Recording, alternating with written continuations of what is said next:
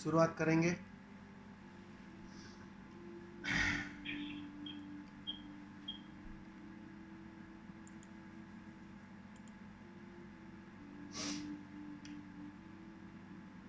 मुक्ति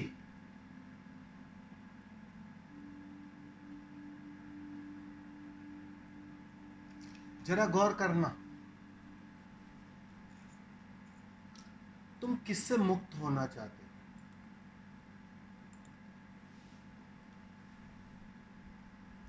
सारे जानने वाले, सारे अनुभवी मुक्ति पर बहुत जोर देते हैं कि बस मुक्त हो जाओ तुम, क्योंकि यहां जो जी रहे हो, यहां जो बार बार लौट रहे हो, ये सबसे बड़ी गुलामी है।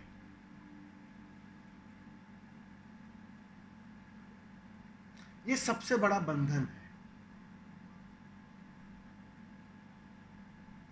बंधन और आनंद बिल्कुल विपरीत छोर है।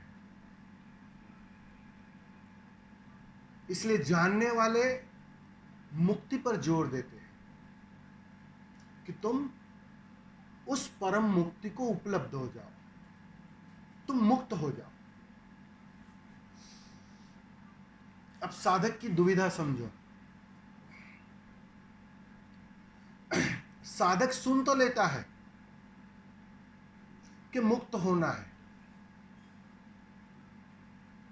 लेकिन किससे? वो लग जाता है क्रोध से मुक्त होने में, वो लग जाता है काम वासना से मुक्त होने में। सारी बेचैनी, सारी अशांतियों से मुक्त होने में। बस ये गोरख धंधा जारी रहता है।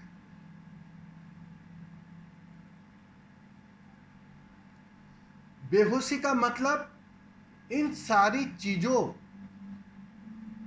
का आयोजन उसी ने किया, यही तो बेहोशी है। कि एक अशांति है, एक बेचैनी है, तनाव है। क्रोध रोके रोके नहीं रुकता। काम वासना मानसिक तल पर हावी हो जाती है।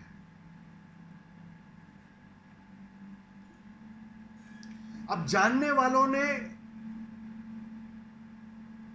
मुक्त होने को कहा है, उनका अपना अनुभव यही है कि बस तुम मुक्त हो जाओ। तो हम जाने अनजाने इन सारी चीजों से मुक्त होने में जुट जाते हैं, हमें पता हो या ना पता। लेकिन जानने वालों ने तुम्हें एक ही चीज से मुक्त होने को कहा है, और वो है मैं से मुक्त होने को। वो मैं की मुक्ति पर जोर दे रहे हैं, और तुम मैं को छोड़ बाकी सब छोड़ने को राजी हो जाते। बेचैन करती है काम वासना, शत्रु की तरह दिखाई पड़ती है। यही संसारी को वो मित्र की तरह दिखाई पड़ती थी। जब अध्यात्म के राह पर आ गया, मार्ग पर आ गया, तो यही काम वासना शत्रु की तरह दिखाई पड़ना शुरू हो जाती है। और उसके विपरीत वो उससे मुक्त होने में जुट जाता है। बस गलती यहां हो रही है, या कहो मन यहां फिर से हावी हो रहा है। तुम जिन जिन चीजों से मुक्त होना चाहते हो, उससे सीधा मुक्त होने का कोई उपाय नहीं है। इन सब की जड़ों में है मैं, उससे तुम मुक्त नहीं होना चाहते। सारे बुद्ध चिख चिख कर यही बात कहते हैं, भैया मैं से मुक्त हो जाना। बाकी सारी श्रृंखला तो अपने से टूट जाएगी। अहंकार गया कि जोड़ने वाला मन पूरी तरह विसर्जित हो जाएगा।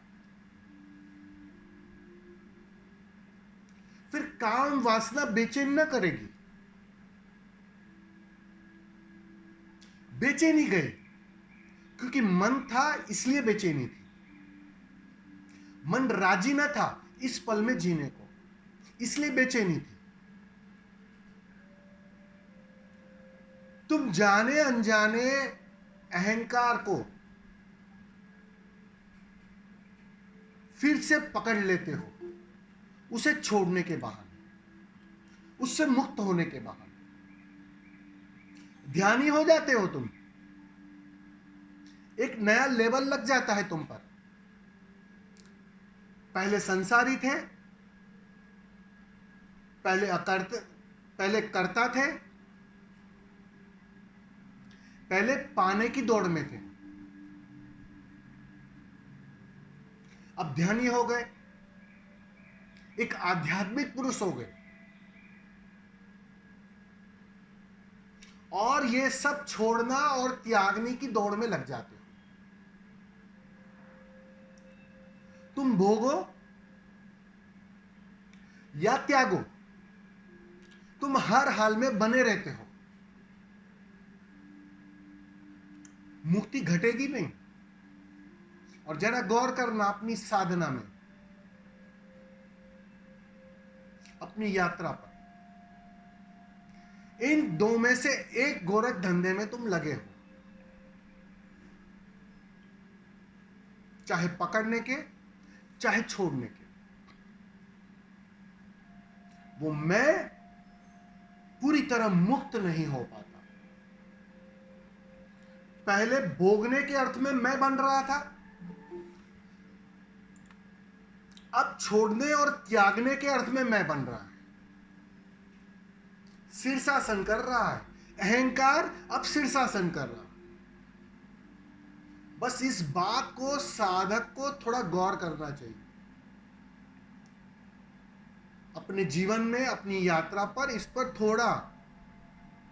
थोड़ी रोशनी डालनी चाहिए। तुम्हें बात साफ साफ दिखाई पड़ेगी।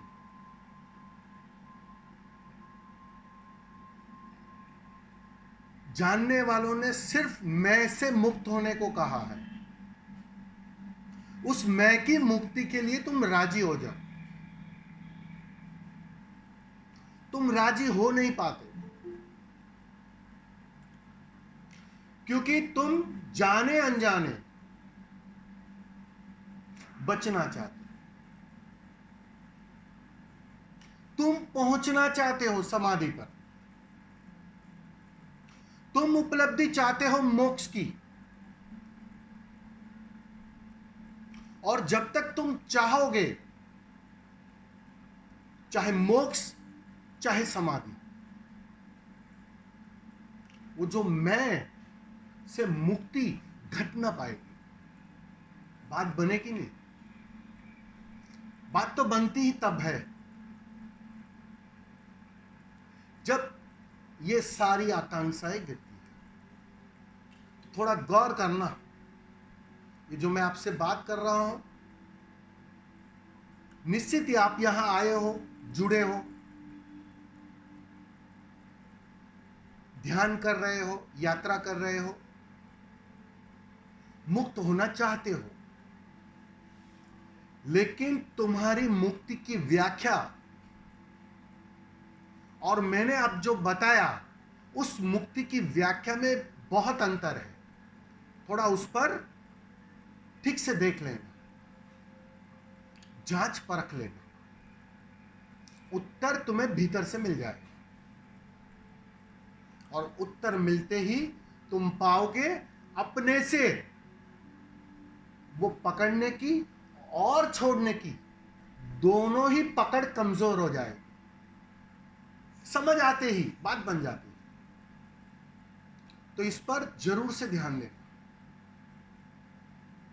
ये तुम्हारी यात्रा को सहज बनाएगा, सरल बनाएगा।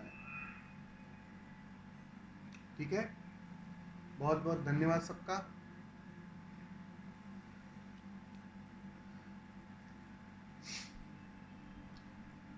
कुछ प्रश्न लेंगे और उसके पश्चात समय मिलेगा तो ध्यान करेंगे। प्रणाम।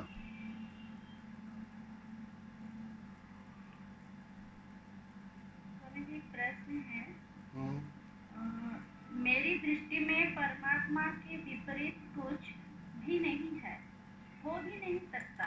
इसलिए अगर कोई कहता है कि नास्तिक परमात्मा के विरोध में है, तो वह नासमझ है, उसे आस्तिकता की कोई खबर नहीं है। ये ओशो जी ने कहा है, इस पर थोड़ा प्रकाश डालिए। बिल्कुल। ये स्वामी योग समर्पण है, उनका प्रश्न है